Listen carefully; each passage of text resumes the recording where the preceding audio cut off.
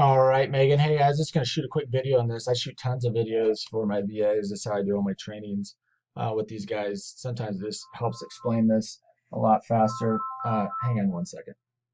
All right, Megan. So let me get back into this. Sorry, phone just ringing off the hook here this morning for some reason. So I just want to kind of go through how I analyze these properties. And shooting video just is a lot easier to explain, especially when I'm working remotely from one another. So here's the property.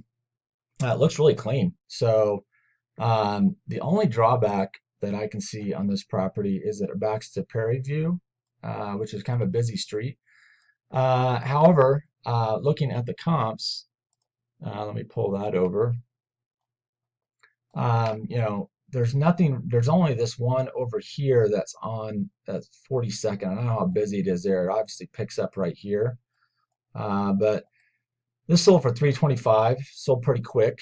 3 days, and it sold for 325, about the same size house, and it's not, it's not a fresh remodel by any means. It's older cabinets and so on. So the other thing that I look at is where do we fare with the low solds? And I don't know why these two are on here. These are condos.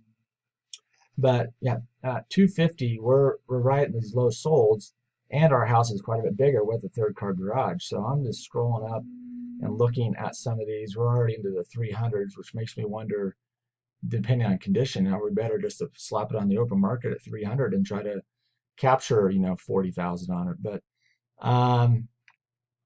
anyways, we'll figure that out later. Um, but looking at these comps, there's a couple others on this busy street.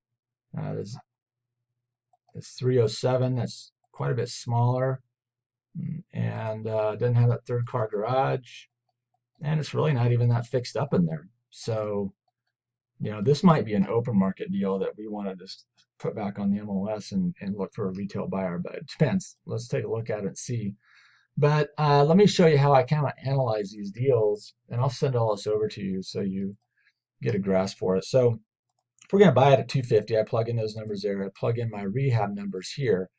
My guess is that this is a carpet and paint, new kitchen and bathroom. So we might be like 30, 35.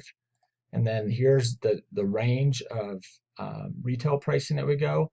And then this gives me an idea of our profits.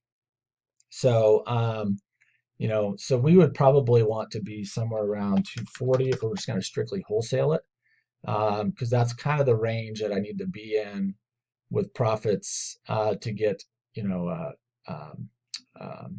fix and flipper to bite off on it. The other way I look at it, so that's on market deals, how I look at those. If it's off market, again, I just plug in my ARV, and this is a real simple formula, probably very similar to Chris's.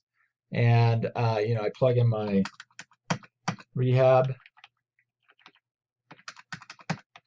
and then here's our offer prices are generated. These days, we're mostly going with this 0.8 range, and so this obviously gives us that spread. So if we're going to shoot it out for 250, that gives us our $12,000 spread. So anyways, that is pretty much it. It's pretty simple how I look at these. So I'll shoot over this information to you. Just definitely plan on this meeting. If she wants to meet sooner, I'd be all about that, because I like this deal. So anyways, hope all is well, and we'll plan on, nothing else changes. We'll plan on next week. If you can figure out something sooner, let's do it.